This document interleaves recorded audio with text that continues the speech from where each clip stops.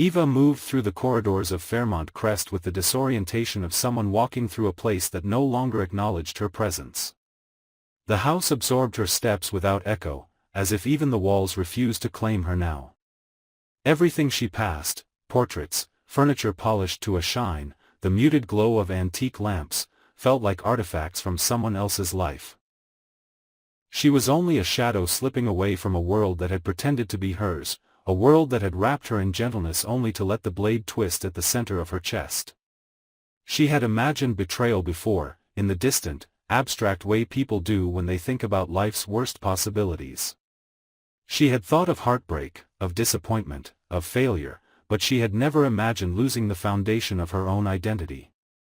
Being uprooted was not like falling.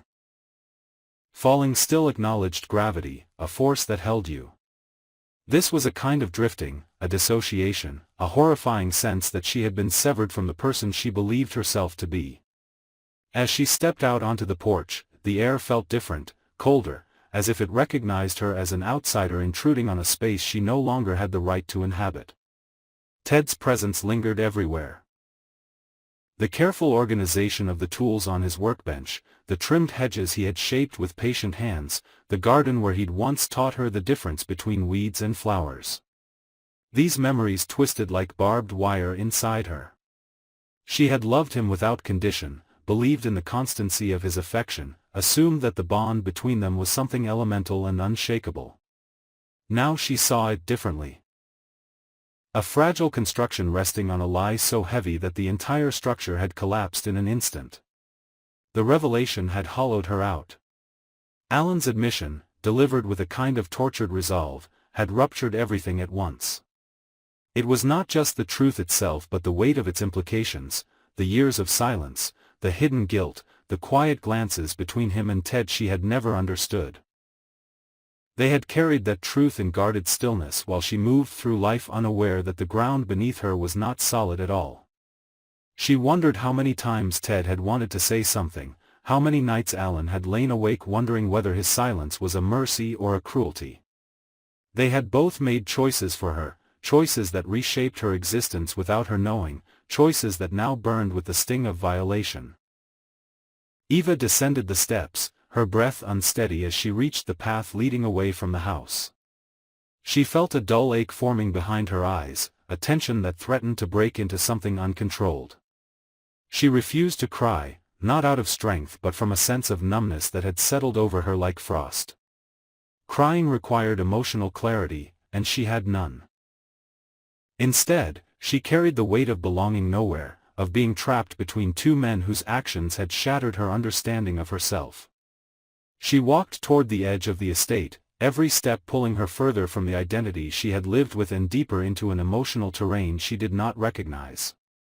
The faint rustle of leaves overhead seemed to mark her departure, the trees bending slightly as though acknowledging the end of something irrevocable. She felt the bitterness rising in her chest, a dark and heavy sensation that made her movements sharp, almost mechanical. The betrayal had birthed a new kind of anger, cold, precise, and slow-burning, that settled into her bones. Fairmont Crest stretched behind her like a monument to deception. She tried to recall moments that once felt pure, but each memory now flickered with cruel reinterpretation. The family dinners, the shared laughter, the quiet evenings where she had rested her head on Ted's shoulder, were they real, or were they performances held together by guilt and obligation? She felt cheated, robbed of the innocence she once possessed. Ted had loved her, she knew that, but love afflicted by secrecy took on a distorted shape. Alan's confession had not been an act of compassion, it had been a release for him, a way to unburden himself. She had become the casualty of their moral compromises. By the time she reached the gates of the estate, her legs felt unsteady. Each step had become heavier, burdened by the realization that leaving meant abandoning the last fragments of the life she understood.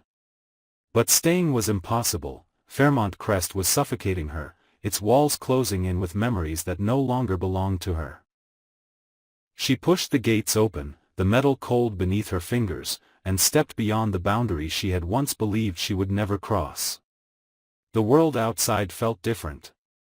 The horizon stretched wide, yet offered no comfort. The uncertainty of everything ahead pressed against her like a physical weight.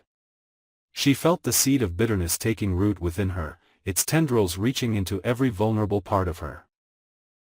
The anger she carried was not explosive but simmering, a slow burn that darkened her thoughts. She felt betrayed not only by Ted and Alan but by the version of herself who had once believed in them without question. As she walked, the sky shifted, clouds gathering in muted gray clusters that mirrored the turmoil inside her. She imagined the moment Ted would realize she was gone, his face crumpling under the pain, his voice cracking as he called her name. For a fleeting moment, a pang of guilt pierced her. But it was quickly swallowed by resentment. Ted had chosen silence. Ted had allowed her to build her identity on a false foundation. Ted had let her love him as a father while knowing that truth was a fragile illusion. She felt her sympathy collapse under the weight of this realization. The man she had trusted most had betrayed her most deeply. Alan, on the other hand, had shattered her life with the very truth he believed she deserved.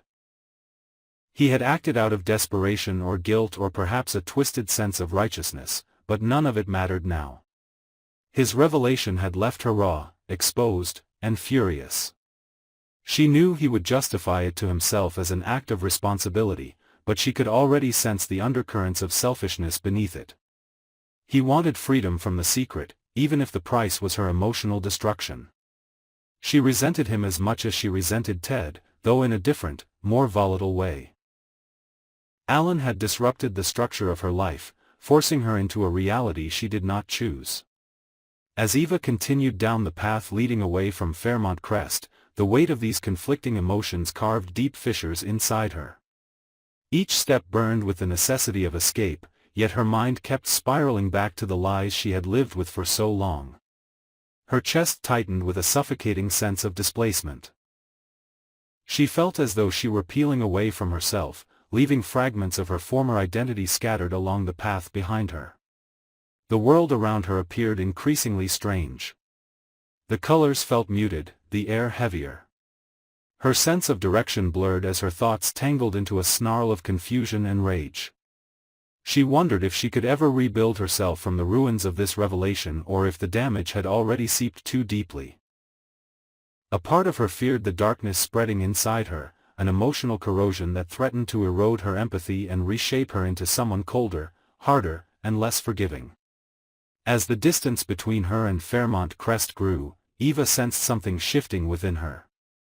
The grief remained, but beneath it, a new force began to take shape, a grim determination fueled by the pain she could not escape.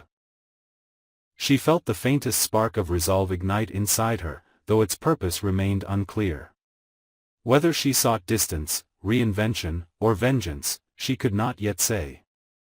All she knew was that she could no longer be the person she had been before the truth shattered her life. The path stretched on, winding through fields that bent slightly in the wind.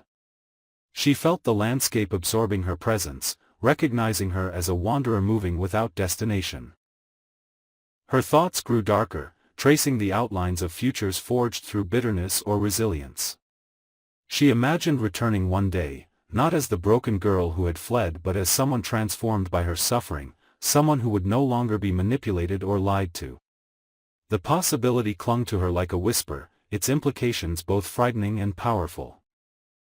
Eva continued walking, feeling the weight of her past fall further behind her with every step, yet the emotional wounds remained sharp and unrelenting.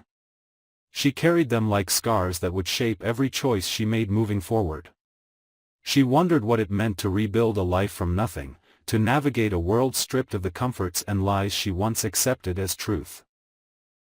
The uncertainty loomed ahead like a vast, uncharted terrain, but she felt compelled to face it, driven by a force she could no longer suppress. The sky darkened gradually, shadows stretching across the road. Eva did not stop. Her footsteps remained steady, propelled by the painful clarity that she could never return to the life she had known. The betrayal had marked her irreversibly, carving her into someone new. Someone forged in anguish, sharpened by loss, and hardened by the knowledge that she had never truly belonged to the world she left behind. Yet beneath the pain, there was something else, an emerging certainty that suffering could be reshaped into purpose. Eva felt the first stirrings of that transformation as she vanished into the distance, leaving behind not just Fairmont Crest but the version of herself that had crumbled beneath the weight of the truth.